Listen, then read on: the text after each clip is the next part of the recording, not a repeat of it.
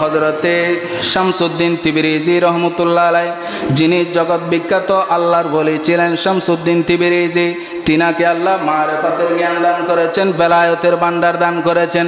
তার ইন্তেকালের সময় যখন হলো, ডাক দিচ্ছেন, রব্বুল আলামিনের কাছে ফরিয়াদ করেছেন, আল্লাহ রব্বুল আলামিন, আপনি আমাকে, আমি শামসুদ্দিন তিবরিজিকে মারিফাতের ভান্ডার দান করেছেন, বেলায়েতের ভান্ডার দান করেছেন, এখন আমি কি এগুলো কবরে নিয়ে যাব?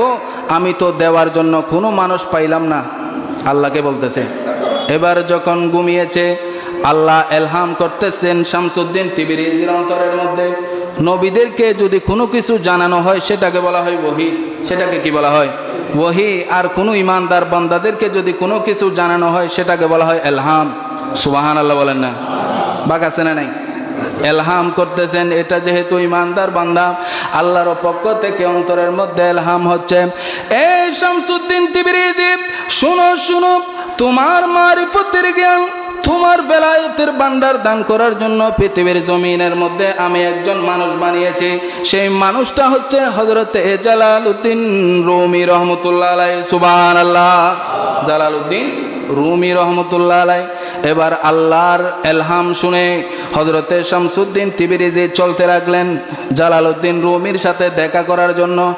তখন জালালউদ্দিন রুমি ছিলেন একজন জগৎ বিখ্যাত আলেম। তার মাদ্রাসার মধ্যে গেলেন শামসুদ্দিন তিবরিজি। শামসুদ্দিন তিবরিজির পোশাক আশাক এত ভালো নয়, তিনার পোশাক ছিঁড়াফাড়া, মনে হচ্ছে একটা পাগল। তিনি মাদ্রাসার বারান্দার মধ্যে ঘুরতেছেন জালালউদ্দিন রুমির সাথে দেখা করার জন্য, চতুর্দিকে পায়চারা করতেছেন, কিন্তু দেখতেছেন জালালউদ্দিন রুমি রহমতুল্লাহ আলাইহি ছাত্রদেরকে বুখারী শরীফ, তিরমিজি শরীফ, আবু দাউদ, নাসাই, ইবনে মাজার দরজ দিচ্ছেন। এগুলো দেখতেছেন কে? শামসুদ্দিন তিবরিজি বাইরে থেকে দেখতেছেন, দরজ দিচ্ছে। দরজ শেষ করলো, ছাত্রদেরকে বলল, ঠিক আছে বাবা, তোমরা এখন চলে যাও, টিফিনের সময় হয়েছে, আমিও কিছু খেয়ে আসি, তোমরাও খেয়ে আসো। চলে গেলেন ছাত্ররা।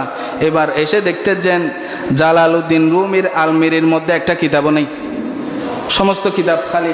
চিন্তিত হয়ে গেলেন। জালালউদ্দিন রুমি কপালের মধ্যে হাত মারতে লাগলেন, কিরে কিরে, আমার এতগুলো কিতাব, যেগুলো লাইব্রেরিতে পাওয়া যায় না, যেগুলো অনেক কিতাব আমার হাতের লেখা, এগুলো কোথায় চলে গেল? ছাত্রদেরকে জিজ্ঞেস করতেছে, কিতাব কোথায়? ছাত্ররা বলতেছে, হুজুর, আমরা যখন ছিলাম তখন দেখেছিলাম, এখন এসে দেখতেছি নাই। সাথে সাথে শামসুদ্দিন তিবরিজি বলতেছেন, এই মৌলানা সাহেব, কি আপনি হা হুতাশ করতেছেন কেন? একটু চিন্তিত লাগতেছে কেন? বলে, আপনি বুঝবেন না, আমার জীবনের সমস্ত পুঁজি শেষ। আমি যে আলম অর্জন করেছি কিতাব থেকে, ওই কিতাব আমি পাচ্ছি না, কিতাব কোথায় চলে গিয়েছে। এবার শামসুদ্দিন তিবরিজি বলতেছেন, আমার মাথা একটু পাগলামি উঠেছিল, এই জন্য আমি আপনার সমস্ত কিতাব এই পুকুরের মধ্যে ফেলে দিয়েছি। সুবহানাল্লাহ বলেন না? এখন চিন্তিত হয়ে গেলেন, কি আপনি করেছেন এই কাজগুলো? এখানে অনেক কিতাব আছে যেগুলো আমি হাতে লিখেছি, লাইব্রেরির মধ্যে পাওয়া যায় না যে কিতাবগুলো, আপনি করেছেন এই কাজ। এটা বলার পরে, ঠিক আছে মৌলানা সাহেব, আপনি আফসোস করতেছেন, আমার দুঃখ লাগতেছে, আপনি বইয়ের লিস্টটি বের করুন। সাথে সাথে জালালউদ্দিন রুমি রহমতুল্লাহ আলাইহি বইয়ের লিস্টটি বের করলেন। বুখারী শরীফ নাম বলার সাথে সাথে হযরতে শামসুদ্দিন তিবরিজি পানি থেকে বুখারী শরীফ বের করে দিচ্ছেন, এক ফোঁটা পানিও লাগে নাই। সুবহানাল্লাহ বলেন না? পানির মধ্যে, কূপের মধ্যে হাত দিলেন, বুখারী শরীফ তুলে দিচ্ছেন, একটু পানিও নাই। কিতাবকে পানি স্পর্শ করে নাই, কিন্তু তার হাত ভিজে গিয়েছে, কিতাব ভিজে নাই। মুসলিম শরীফ পানি থেকে তুলে দিচ্ছে, একটু পানিও লাগে নাই। তিরমিজি, নাসাই শরীফ পানি থেকে তুলে দিচ্ছেন। তিনি তো অবাক, জালালউদ্দিন রুমি, কিরে মৌলানা সাহেব, আপনি এত বড় আলেম, দেখছেন আমি পানি থেকে তুলে দিয়েছি আপনাকে।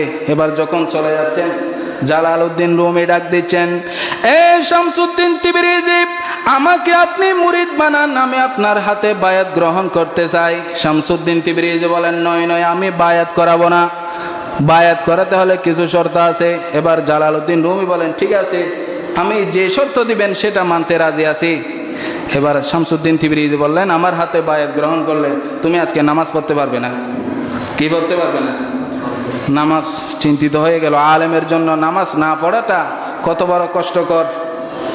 তখন যুগের আর এখন যুগের গুলো বলতেছি না, তখনকার আলেম নামাজ না পড়া তাদের জন্য অনেক কষ্টের বিষয়। এবার চিন্তা করলেন, তিনি আমাকে তো পুরো রাত পাহারা দিবেন না, রাতের এক অংশে আমি উঠে কমপক্ষে নামাজগুলো পড়ে নিতে পারবো। ঠিক আছে হুজুর, নামাজ পড়বো না, তারপরও বায়াত করেন। সুবহানাল্লাহ বলেন না? অলৌকিক ঘটনা দেখেছেন আর কি চোখে। সাথে সাথে শামসুদ্দিন তিবরিজি রহমতুল্লাহ আলাই বলতেছেন, এ আমার খাদেম জালালউদ্দিন রুমির বিছানা আমার পাশে করে দাও। মাথা আরো খারাপ, এখন তো চিন্তা করেছি চুরি করে উঠে নামাজটা পড়ে ফেলবো, এখন সিট তো আমার পাশে করে দিচ্ছে, আরো চিন্তিত হয়ে গেলেন। এবার শামসুদ্দিন তিবরিজি রহমতুল্লাহ আলাই ঘুমাচ্ছেন, কিন্তু জালালউদ্দিন রুমির ঘুম নাই। কিছুক্ষণ এদিকে কিছুক্ষণ এদিকে, তার অন্তরের মধ্যে দৌড়াদৌড়ি করতেছে, আমি তো নামাজ পড়ি নাই, আজকের নামাজ বাদ পড়ে গেল। দেখতেছে শামসুদ্দিন তিবরিজি ঘুমিয়েছেন, তাড়াতাড়ি উঠে 4 রাকাত ফরজ নামাজ পড়ে ফেললেন। সুবহানাল্লাহ বলেন না?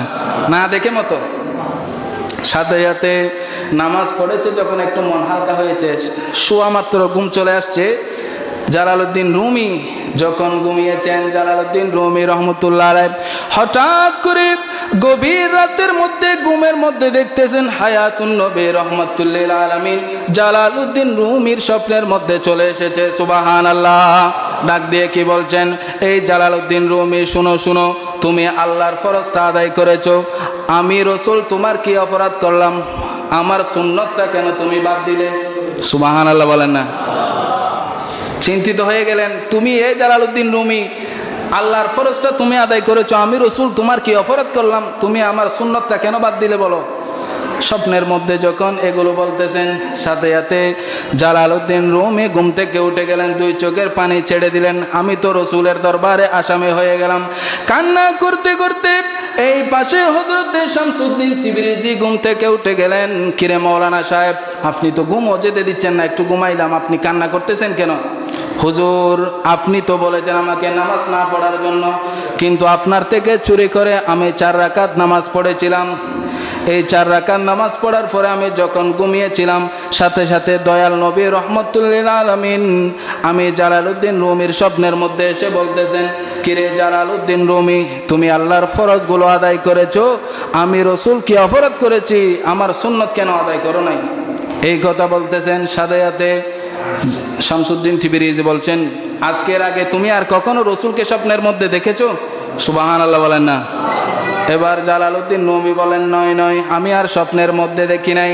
এবার বলতেছেন, তুমি যখন আজকে আমার মুরিদ হচ্ছ, সর্বপ্রথম আমার ইচ্ছা হলো আমার মুরিদ হওয়ার প্রথম দিন তোমাকে আল্লাহ এবং তার রাসূলের সাথে দিদার করিয়ে দেব।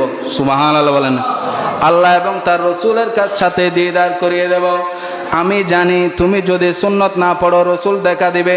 আজকে রাতে যদি তুমি এই 4 রাকাত ফরজ চুরি করে না পড়তে, তাহলে স্বয়ং আল্লাহ রাব্বুল আলামিন এসে তোমাকে বলতো, এই জালালউদ্দিন রুমি, আমি খোদা কি অপরাধ করেছে? আমার ফরজগুলো কেন আজকে বাদ দিয়েছো? ফলে আল্লাহ এবং তার রাসূলের দিদার তোমার হয়ে যেত। সুবহানাল্লাহ।